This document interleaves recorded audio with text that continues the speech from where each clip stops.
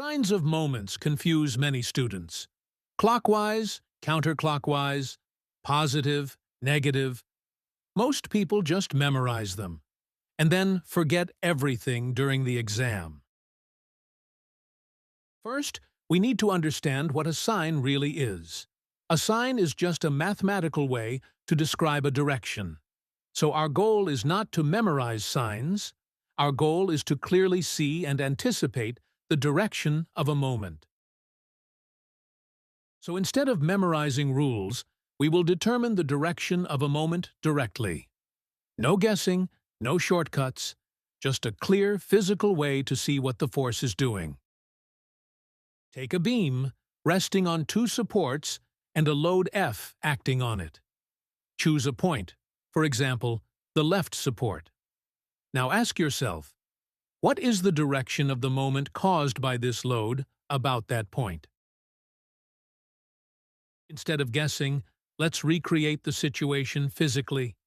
Take a pen. Let the left end of the pen represent point A, our pivot.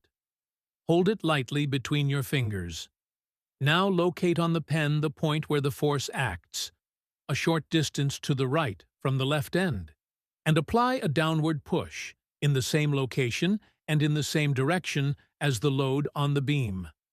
Watch how the pen tends to rotate. If it turns clockwise, the moment about point A is clockwise. If it turns counterclockwise, the moment is counterclockwise. In this example, the pen clearly rotates clockwise, so the moment about point A, caused by the force F, is clockwise. Now, let's ask the same question, but about a different point. This time, about point C, the middle of the beam.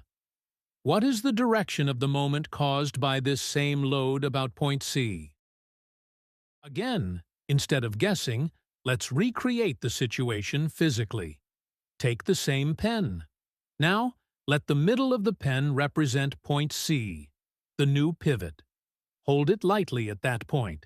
Now locate the same point where the force acts, and apply the same downward push, in the same location and in the same direction as the load on the beam. Watch how the pen tends to rotate. If it turns clockwise, the moment about point C is clockwise. If it turns counterclockwise, the moment is counterclockwise. In this example, the pen clearly rotates counterclockwise, so the moment about point C is counterclockwise. So we can summarize. Different pivot, different magnitude, and sometimes different direction. But the way we determine it is always the same. We choose a point, we imagine the force, and we observe the rotation. This is the method. And this is exactly what we develop throughout the course, Physics and Structures Made Simple for Architects.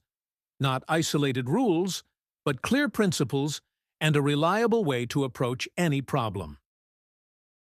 Now that we understand the behavior, we can describe it mathematically.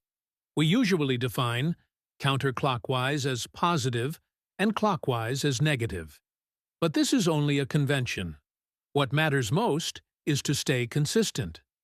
Once you choose a positive direction, build your equations accordingly. The key is not memorization. The key is seeing the rotation.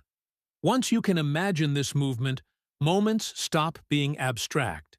They become something you can feel. If you want to build this kind of intuition step by step, you'll find the full course below.